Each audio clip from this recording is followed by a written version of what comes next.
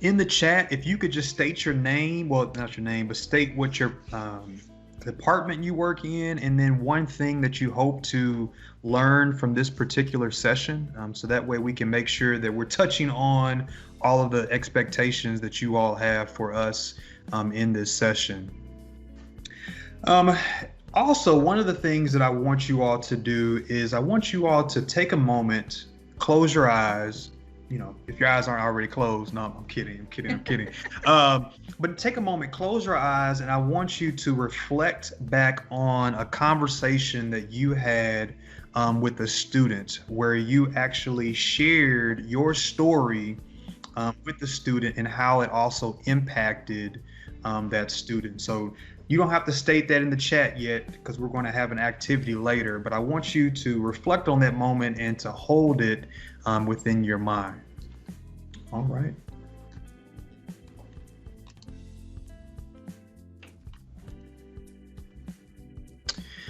All right, so as always, in any presentation, you have to have an agenda, right? So you have to let everybody know what the roadmap is. And so it's in the form of a story. We just finished giving our introductions of who we are and a little bit of background about us. And then we'll dive into the journey and we'll share how we came about this new program initiative. Where did it come from? How did we get to where we are? And so we'll talk about that. Then we'll dive into some of the feedback of how students, faculty, and staff have shared with us in regards to what their takeaways were from the experience and what they're seeing and hearing about this initiative. Then we'll talk about next steps, where we're going, and then we'll have a challenge, an activity specifically for you all. Like I said, make sure that you remember that moment within inside of your, you lock it in your brain. And then we'll go into questions. So that's kind of the roadmap for today.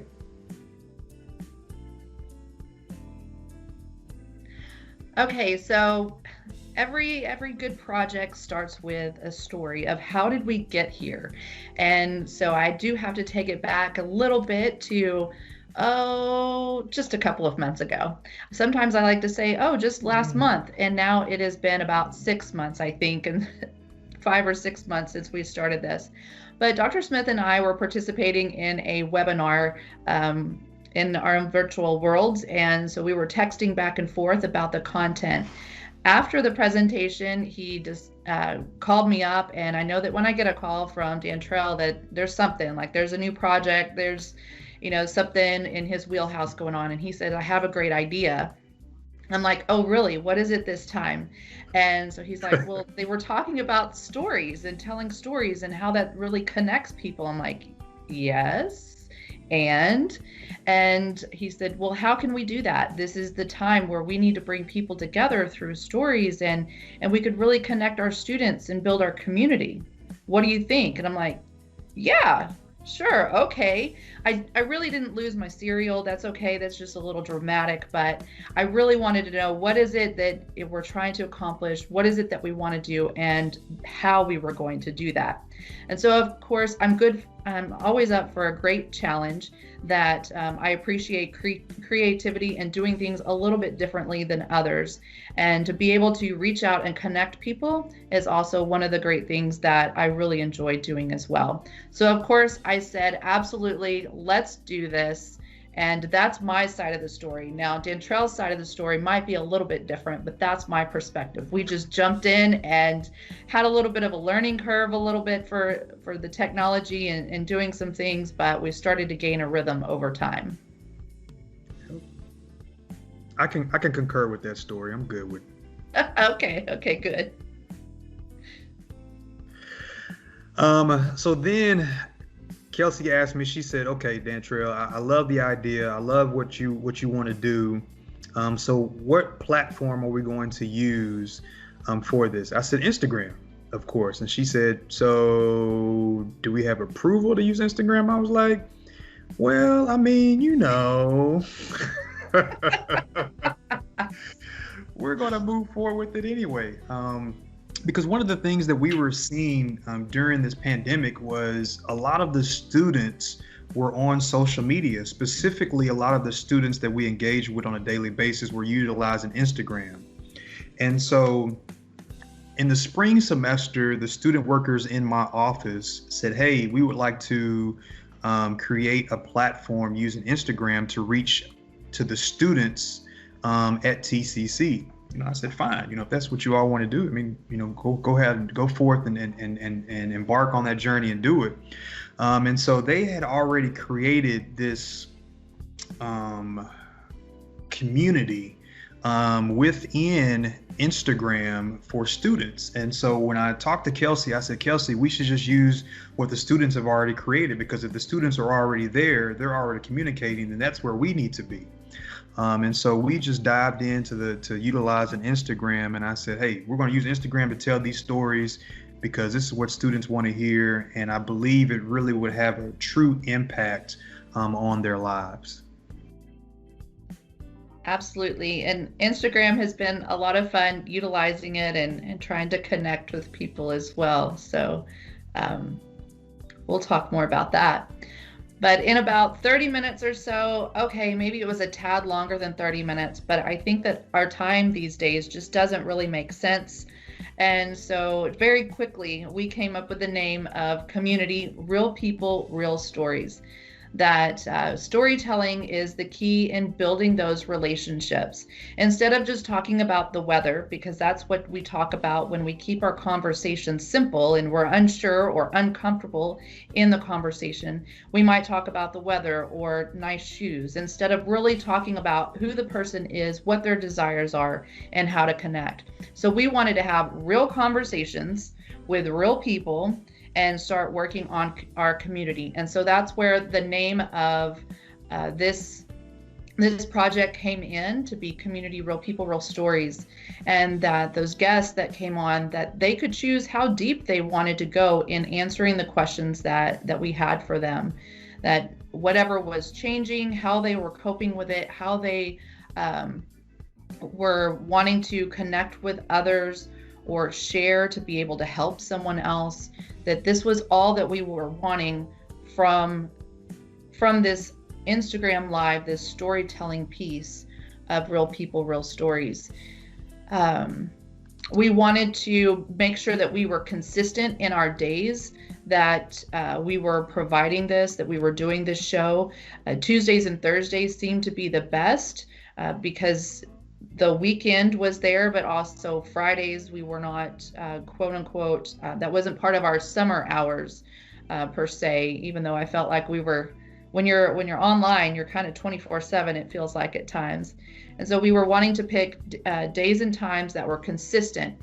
We saw that students also were wanting to have something that was more consistent, that they could kind of schedule, something that they could look forward to. And then we realized that even beyond our students, those who started to watch and to view our short segments, that they were looking for something regular. And if it didn't happen, or if they didn't realize that we were off a day, I'd get a text or a message that said, hey, what happened today? Where are you? And I was like, we were on a quick break. So it was great to have some consistency in that as well. So that's how we got the name and started putting everything together. And I would also just add that Kelsey does great work with this, because I don't even know how we came upon the Real People, Real Stories. I was just like, community, and she was like, what else? And I was like, I don't know. What else do we put with it? And so I just want to give a shout out to you, Kelsey, because you make my life so much easier. You're good at this. Where'd you find that picture at, though? When did we take that picture? I'm sorry. I'm digressing. Go ahead. That picture was taken at the Student Development Services Holiday Shindig in the Idea Store. That's right. I have on my fun pink sweater, the ugly sweaters. All right, so you're probably thinking to yourself, how did they get the individuals to come on to the show like they did? It's a great question. Kelsey and I talked. She said, Dantra, who do you want to bring on? I said, well, I want to bring on this individual. The because I've had small elevator slash walking to the cafeteria conversations in different pockets with different individuals.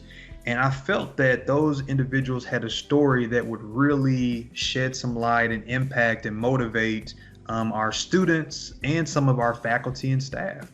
But then also, it was a way that they could learn from each other, that one thing this person said they can take away, or one thing that person said. And so it's not just one person coming, teaching, and then everybody leaves. It's a community of conversation that takes place. So I just sent out a blanket email to all the individuals that I felt could add to this project, and people just started responding. They were like, "Oh, what? Y'all on Instagram now? Oh man, yeah, I'm there. Like, I want to be on the show. I want to be on the show." And it's funny because it just happened organically, because Kelsey and I were like, we don't really know what we're going to do. We don't really know how this is going to flow. Like, we don't know how it's going to happen. Like, we had developed questions that we were going to ask based upon some research that we did with other colleges that are doing something similar to these type of initiatives. And then Kelsey and I put our thinking hats on and say, what do our students really want to hear? And so based upon that, we selected people, and people were just like, hey, I'm there. I want to sign up for this time. And so that was pretty much the month of June. And I will say after June, we transitioned into July. And so once again, I called Kelsey at probably like 7 or 8 o'clock at night. And I was like, Kelsey, July's coming. We gotta do it bigger and better. What do you want to do? And she's like, well, I don't know. What do you want to do? Because I know you already have an idea. And I was like, you were all right. So I said, why don't we do for the month of July? Like, why don't we expand the project to some of our community partners, so that students, faculty, and staff can know what resources are in the area and a point person that they can go and talk to. And man, when I say that, when we did that, it took off.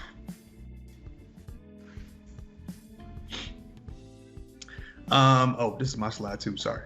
So the actual show, yes, the show, what did the show consist of? Well, like I said earlier, we actually had a list of questions that we used during this time period. And so it was maybe 10 to 12 questions. And so we didn't ask every single question based upon how the show or the interview was actually flowing. So we would have one question that we ask, and then based upon their response, we would kind of flow into some other questions.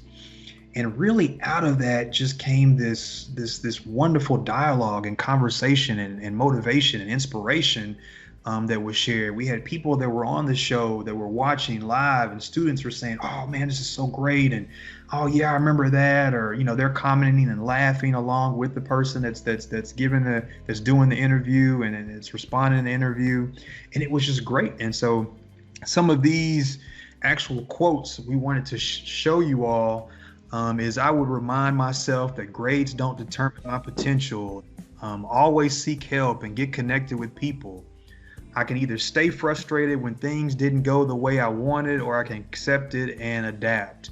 And I would just say that the individual students, and there actually are some individuals that I believe are joining us in this room that have actually been on our show. I see Tanya. Tanya is one of them who's been on our show.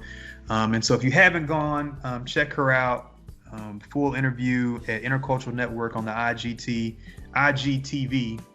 And we have over 30 interviews that we've done, but it just really happened organically. We're just having dialogue, conversation, and the next thing we know, a lot of people are in the chat just typing, yeah, that was me too, or oh my gosh, like I'm so glad, I needed to hear that. And we're like, Kelsey, we really got something. And so that was it. Absolutely. And the interviews, so Instagram, when you're on Instagram Live, it gives you a time limit. And so it's like, I think it has to be a little bit less than an hour. Well, we didn't want our interviews to be less, or we didn't want them to be an hour. That's a lot of time. And so we were seeing too in the different webinars and things that we were watching and viewing over the summer about student engagement that, keeping things kind of short. And so 20 minutes, 30 minutes, 40-minute increments to where people could kind of come and go, take a break because of all of the screen time that they were having. And so we tried to keep our interviews around 20 minutes. Some of them went a little longer than 20 minutes, but the content and the conversation was so good. And I'll have to tell you that there were times that I was interviewing the person that I had never met before. I had had no conversation. It was just like, we set it up and I was like, hey, I've never met you before. And so this is really cool. I'm having this interesting conversation to find out more about you. And so that was a really unique and cool opportunity. Plus, it gave me practice as well in trying to ask more questions and to discover more about the people around me. And there were others who I had constantly been in meetings with, through the past 3 years I've been at TCC, yet I've never had an actual conversation with them about who they are. We've been able to sit in meetings and listen to content together or work on a small project. But I feel that those interactions could have been better had we have known more about each other in the beginning. And so we continue to do this because of those interactions, because we see that in the chats that are going on in the live recording. And now on Instagram, whenever you watch the recorded episodes, it does not save the chats that are going on live. It is only the recorded video and audio. And so, we see that and we try to pick up on and refer to them whenever we are interviewing the individuals. And so it's truly unique and really neat to be able to see that, people are really connecting with each other and that they're coming back to watch more and that they're able to relate. We found some of our main topics to be that the students wanted that connection, or that the viewers, whoever they may be, wanted that connection, that during this time it's about learning more about each other. And it was we had hard conversations about mental health where maybe it was something that before had been more taboo to talk about your mental health, and it was being brought up to the front. And to see different commonalities, if you watch the 30 plus episodes that we have now, you can see different common strands. And so that's part of what started happening, what we started to see. And you see in front of you quotes from different people that have responded back to Dantrell and I about this project, about the real people, real stories. And this is why we keep doing it. There's many more stories and information that we get back from people. And this impact is getting more than what I think we thought it would be. Our newest episodes have been viewed at least 25 times, and our episodes have viewers of over 100 views. And so we're reaching people, and it may not just be TCC that we're reaching, but it's also our community, it's others. And so that's how we're able to make an impact. And so we continue. We are going to keep going with this. And, that was another one of those conversations that Dantrell called up and he's like, hey, and I'm like, okay, now what? He's like, we got to keep this going. How do we keep it interesting? We don't want it to be the same questions on, every time that we come on. We want to keep it, keep it fresh, keep it real. And so you'll see here our schedule of the different themes that we have. So starting next week, we've got focus on student success. So we have faculty and staff who are going to come on and share not only about them, but also what tips they have for student success, since those are for the first 2 weeks of school, of classes. And we want to feature student hidden talents. We want to feature students who have been involved on campus. We want to feature those who have made an impact on for our Hispanic Heritage Month, and we're really excited about some of the speakers that we have scheduled already for that month. And so you can see where we're trying to incorporate things that we were already doing on campus and transitioning to the virtual world, and to keep the stories going through a different, more creative, and where the students are on social media through Instagram. And just to note that if you are interested, we still have a couple more spaces available for the August and September session. So if at the end of this you want to participate and you want to be on our Instagram and share some about you and some tips on student success, we would love to have you. So there's my shameless plugs put in there really fast. No, I think that's good, because I noticed some of the comments in earlier were about meeting students where they were. And so I think if we have some individuals from their departments come on to our show, particularly during that time period, talking about student success, I think it would really hit home to what we're trying to do, as well as getting the exposure for the different areas at TCC. So I'm all for it. I love it. I want to say who our special guests are, but I'm going to not. Kelsey tells me to not say anything, but I would just say that we truly have been just blessed to just have so many individuals to reach out to us after seeing our show and seeing what we're doing, and just say, hey, I want to come on to your show. And we're like, do you know who you are? Like, like on our show? Okay, all right. So but just stay tuned. Just stay tuned. All I can say is just stay tuned. It's going to be good. All right. So remember earlier when I talked about reflecting back on the initial question. And so the first question that I asked you all is to think back on a time where you had a conversation with a student and you shared your story with the student, or a student shared their story with you. How did your story impact or help shape that student's life? And so right now, Kelsey, make sure I stay on time. How long do we have till? We're still okay. Okay. All right. So let's have 2 or 3 people, if you want to unmute yourself and just kind of share real quickly a story that you shared with the student and how it impacted their lives.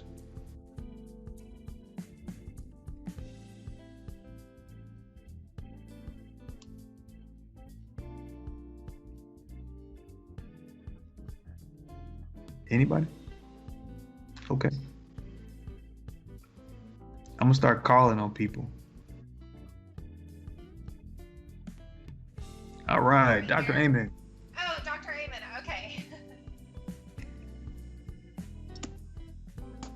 I can help out and let other people gather their thoughts.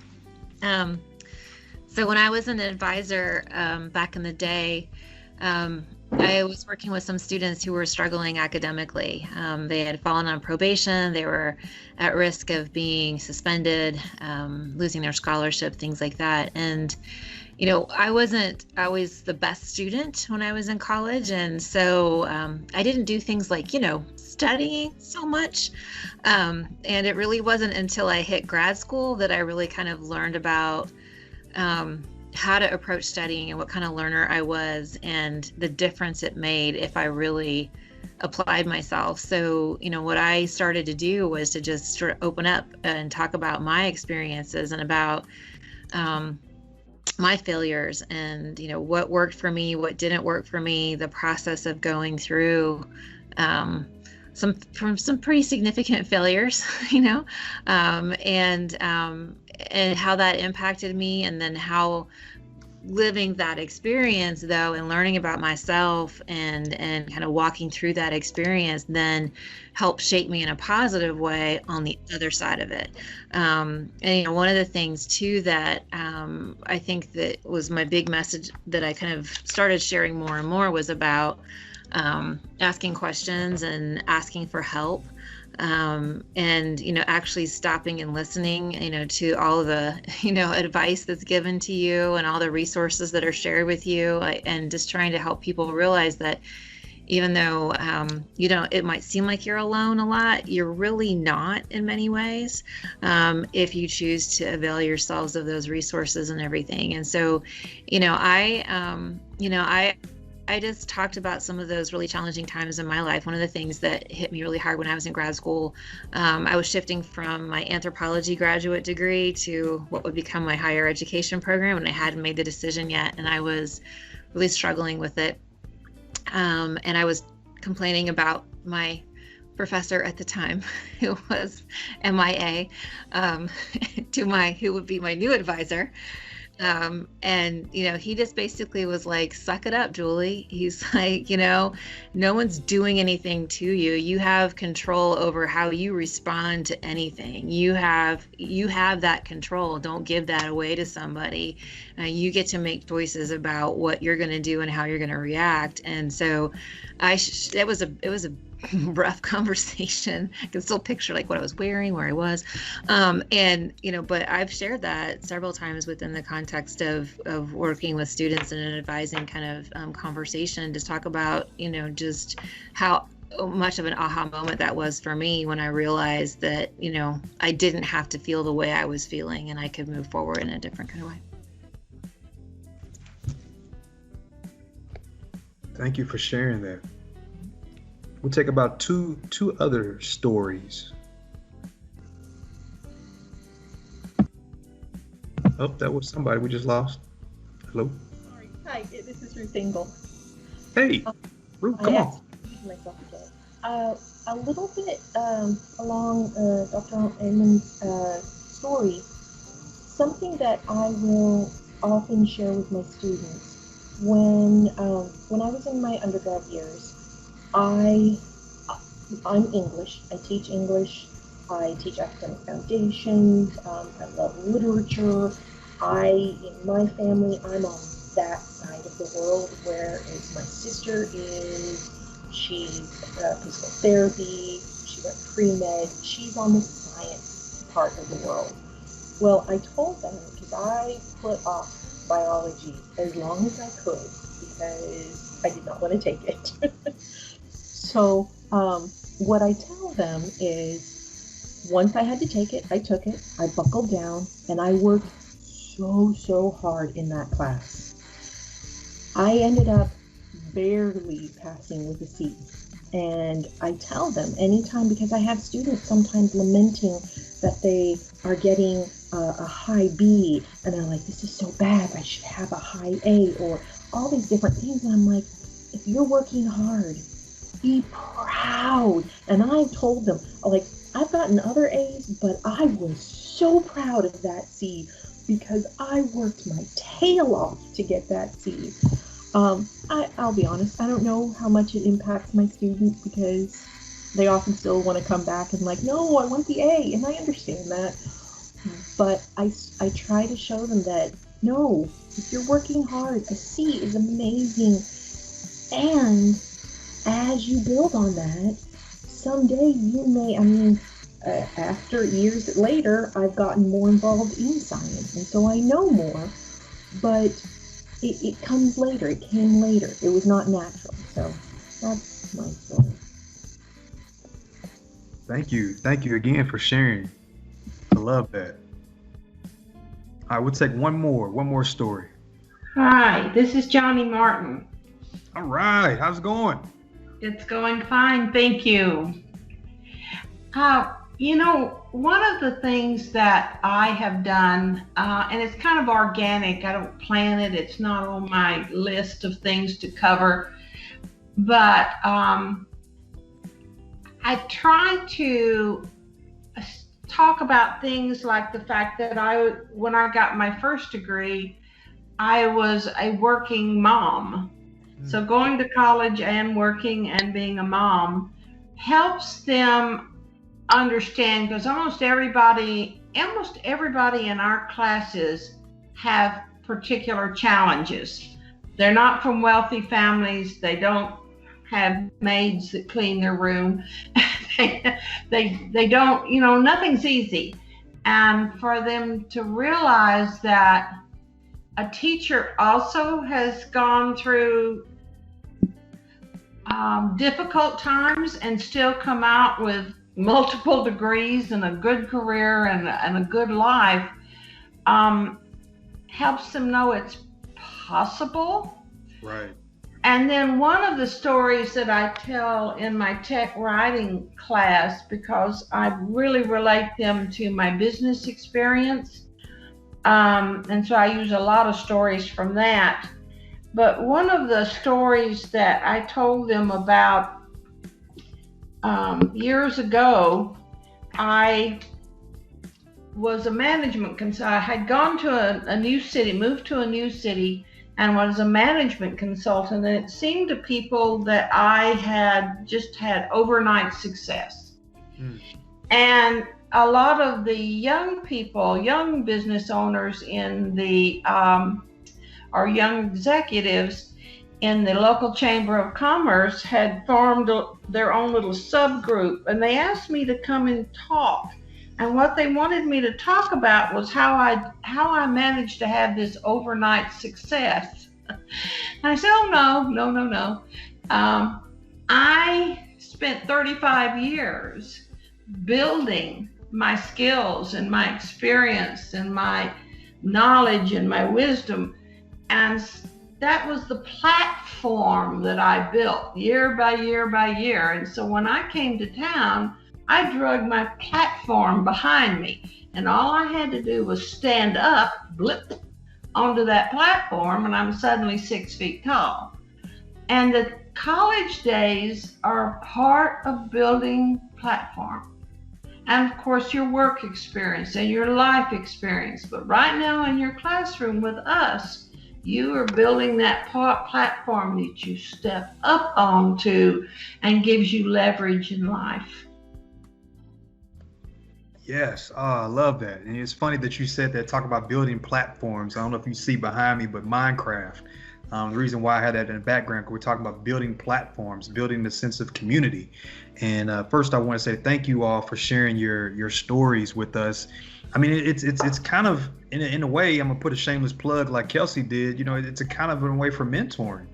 You know, just kind of coming together, you sharing some advice on some hurdles that you had, you know, in your previous years, and being able to share that same advice and information with the student that's going through something similar, and giving them, say, hey, you can do it, you can do it, you can do it. Here's a way that I use, here's a tool that I use to be able to get through my situation. Not saying that you have to do it exactly like me, but here's something that you can try to do. And so it's kind of that form of mentoring. And so if you interested in being a mentor, stop by the Intercultural Network. We are always looking for mentors to work with our students. But another thing that I will say is it's throughout this presentation, you kind of see us use some Bitmojis, different photos and videos and different things of that nature. And so that's one of the ways that you can really connect with students. One of the things that we were seeing, and Kelsey and I joke about it all the time, was when students would respond to us. You know, students who either worked in our office or volunteered in some of our organizations, and they would text us, hey, where's the meeting at? They would respond back with like Bitmojis. And so I asked Kelsey, I was like, Kelsey, what's a Bitmoji? Because she was like, hey, just do a Bitmoji for our slide. I was like, I don't know what that is. She was like, the thing that they respond, I was like, how do I do that? Because I used to be on Windows Phone, and a Windows Phone couldn't do that. And so now I'm with Samsung and an Android. I can do that. She was like, you can do it. She said, taught me how to do it. But it's another form of communication in a way that I'm able to connect with students. And so when I respond now with my Bitmoji, they laugh and say I've caught up to the times, so to speak. But I just encourage all of you all to just really explore some of those things. And so Kelsey is going to talk specifically about how you can utilize and share some of those stories and use some of these platforms within the classroom. Absolutely. And classroom, I do student activities, event planning, connecting with students outside the classroom, all things co-curricular. But also at TCC, I've had the opportunity to be an adjunct instructor for speech communication. And so I feel that everything is my classroom.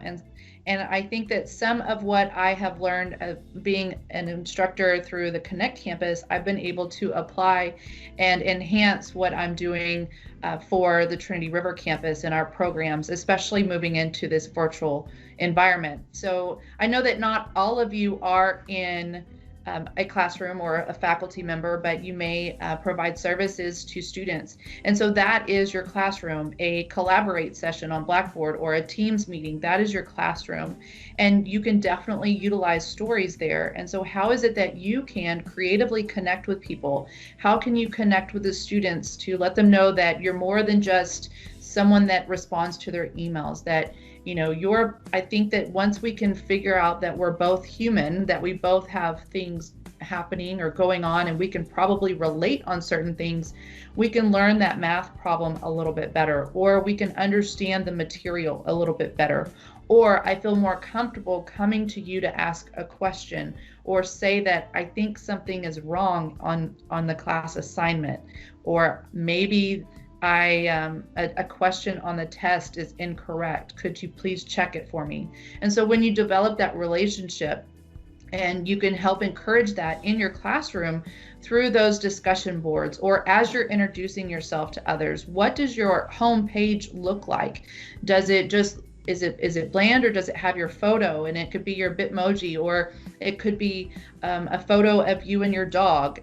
My dog loves to show up all over TCC stuff. I mean, she's pretty much a star now, and I should start enrolling her in classes because she's so connected now.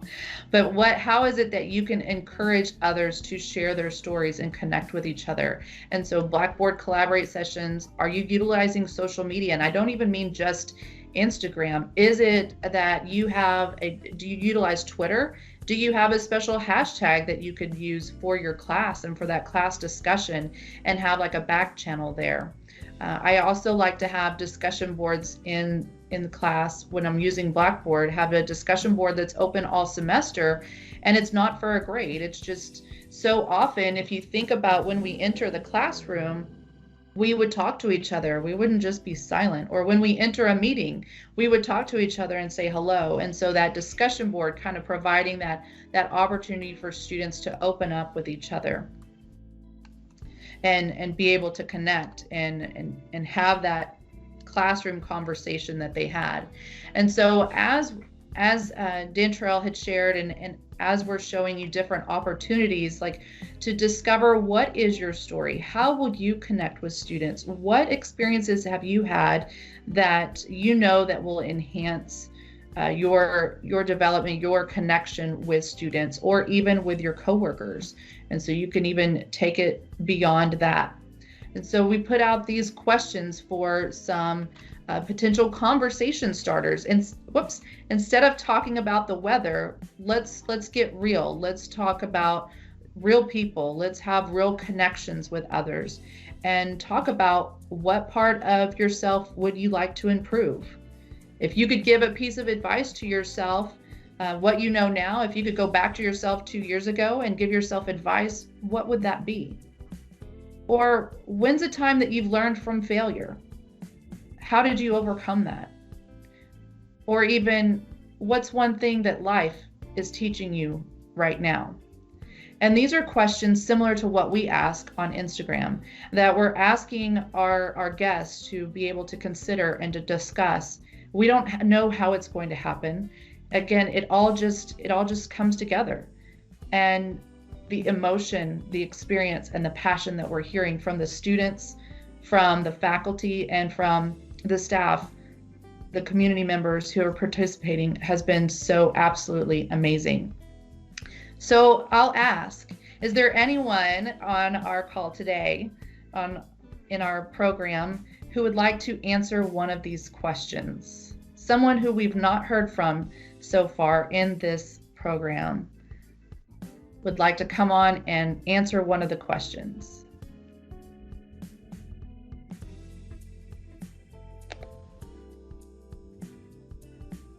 Anyone? I can answer one of them. Okay. Tanya. Hi, Tanya. Hi. Piece of advice to myself 2 years ago. Invest in what are they? Bitcoins? Yeah. Oh. I would have totally invested in Bitcoins 2 years ago because I wouldn't be teaching right now if I did. Let's see. Let me get more serious. let's see, before COVID, I wish that I would have known what type of technology equipment I would actually need, because it's been really difficult for me to transition with online learning. And so if I knew that in advance and got it ordered in advance, it sure would have made classes a lot easier during the transition. But I guess my best story that I can share is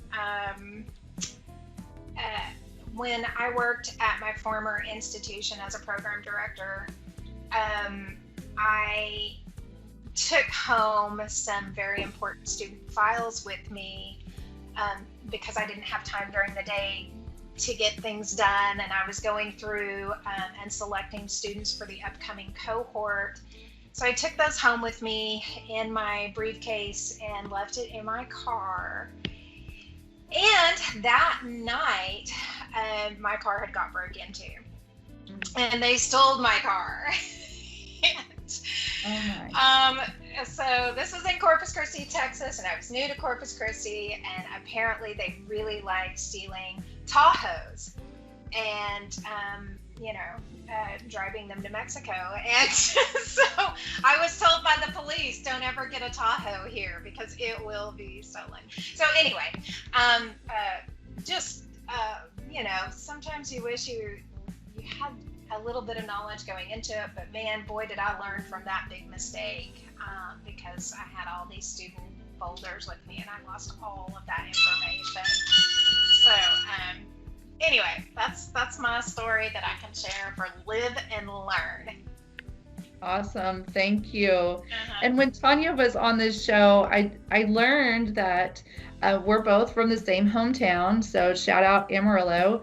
And so as you were on this show, I forwarded your video to the AC, the Amarillo College president, because he and I used to work together several years ago.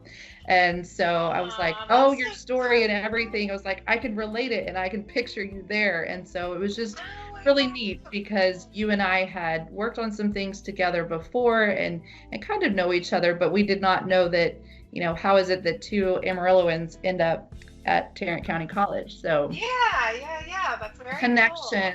Cool. Yeah, and actually, it's funny. My mom's an English professor there, so don't tell the college. I'm not going to say who my mom is. Don't tell the president. Too funny. I think that we have time for one more person. If there's anyone out there who would like to answer one of our daring conversation starters. Sure. I'll take one. Okay. Disha from the Writing and Learning Center.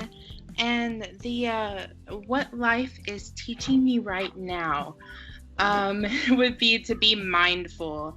Right now, I'm a working mom of a toddler going to graduate school. So life is pretty hectic, good, but hectic. So in the last couple years, I've adopted the resolution to just be more kind to myself. Mm-hmm. And so that kind of ties into the mindfulness of checking in how I'm feeling, what needs I need, Yes, and then how I can address that. And are those feelings founded or can I push through to come out on the better side? So, that's what life is teaching me at the moment. Excellent. Thank you so much for sharing. And I hope that all of you can hear and connect as these stories have been shared throughout our presentation today from others, from you, the participants, how maybe you're able to connect to that person or how you can feel something a little bit different, maybe even about the room and how you're listening. And so whether you are utilizing these in your actual classroom because you're teaching a speech class or you're teaching an English class, or if that you are utilizing these in your staff meetings and that you're trying to get to know and see how maybe your staff is feeling. And there's a lot of different ways that you can connect with them and know that right now during this time when we are most wanting to be social creatures, that this is very difficult for some, and that we want to be able to connect with others, and that we want to be able to learn more and understand more. And at the end of the day, that's how we build our community, with a better understanding of who we are and how maybe we're more alike than we are different. And that was another one of our lessons, I think, from one of our guests. And so this is exactly what we're talking about, being able to share. Let's not ask questions about our favorite colors or what music that you like to listen to. Granted, those can be valid, but let's also get to some of the ones that make you have to think just a little bit more and help us connect. Jantrell. All right. So as always, when I end a presentation, I like to end with quotes. And so I wanted to share a couple of quotes from some of our guest speakers on the show. But before I do that, I just want to echo and piggyback off of what Kelsey just said, that anytime that you're meeting students where they are, you have a better chance of helping them to develop, helping them to reach success, and to reach some of the goals and things that you want to do for students. And so I encourage all of you all, I'm not saying that like she said, everybody has to use social media as a platform, but to ask those intentional questions with some of your students and say, hey, where are a majority of the students at that we are trying to support or cater towards? Are they on social media? Are they not? Are they using email? Are they not? Are they at the playground? Are they outside, smoking cigarettes? Like where are those students at so that way we can strategically figure out the best methods to really share our story and bring them together. One of the things that came out of the workshop that Kelsey and I did before starting this particular project, that the gentleman on the workshop said, you remember a story more than you will remember a lot of different facts. And I was like, wow, I remember facts pretty good. But then I was thinking to myself, but when I talk about facts, I talk about them in a form of a story or where I actually heard that. And I was like, well, that's actually true. And so we remember a lot of things through storytelling. And so if there's something that you really want to get across to your students, how more effective it could be if it's shaped in the form of a story. So just like I said, some of the quotes that came out of this wonderful, wonderful initiative is, we need to foster climates with more empathy and less apathy. Being a first generation college student is difficult, so I'm very grateful for my higher ed mentors. Mentoring is important. We talked about it in the activity, how a lot of you all shared your story, and that was a form of mentoring because it assisted that individual student with moving forward in life. If you're struggling, TCC has help available to you, so use it. Yes, TCC has a lot of resources, right? And so we just need to get to the forefront and get to where students are and share with them, hey, these are the resources. And so like Kelsey said, in the event that you want to participate or come onto our show, by all means, shoot us an email and say, hey, I would love to come on you all show. Let me know when you all have a time slot available.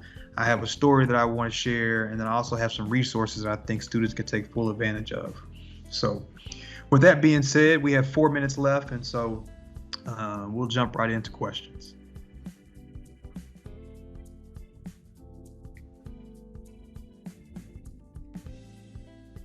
Any questions that you may have, you can put them in the chat. We can catch them there.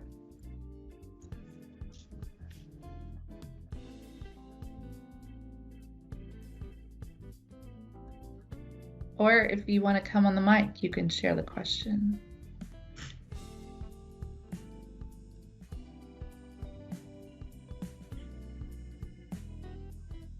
All right. Well, if there are none, oh, go ahead. I was going to say, well, that was easy. Right. We were thorough in our conversation today.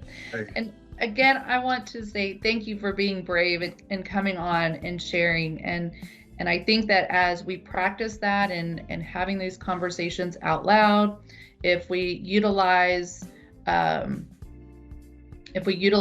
text message or the chat feature in classes, then that's that's when that development starts to happen, that connecting really starts happening. So thank you everyone for coming forward and sharing. I do see a question from Ms. Teresa Schrantz about addressing Title IX issues and oversharing.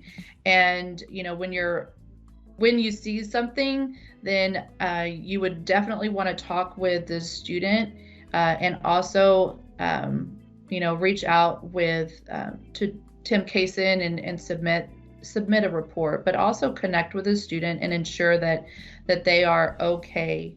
And so that's something that you might see in a discussion board or in a video. We have not had anything like that come across in our Instagram lives.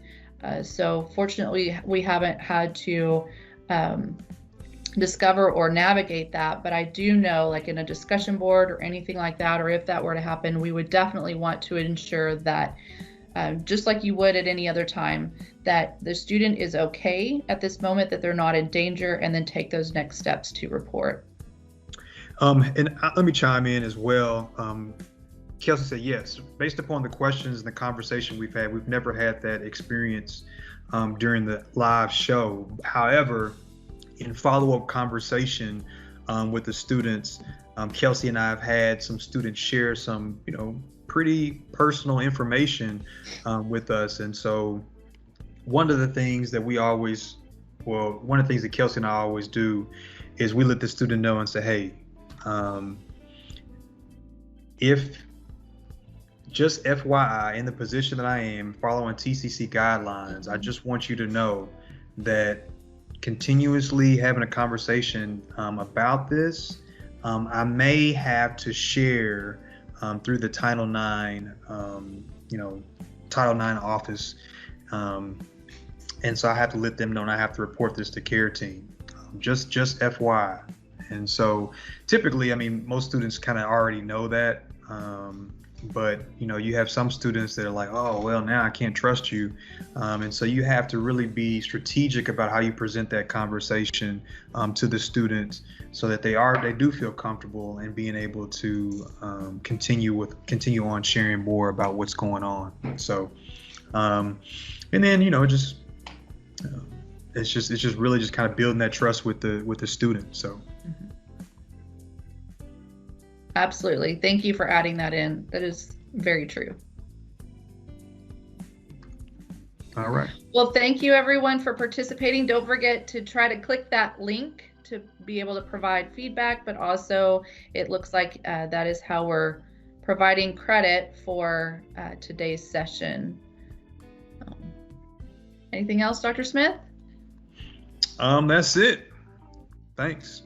Yes. Thank you, everyone. We look forward to seeing and hearing your stories in the future. Talk to y'all later. Have a great afternoon.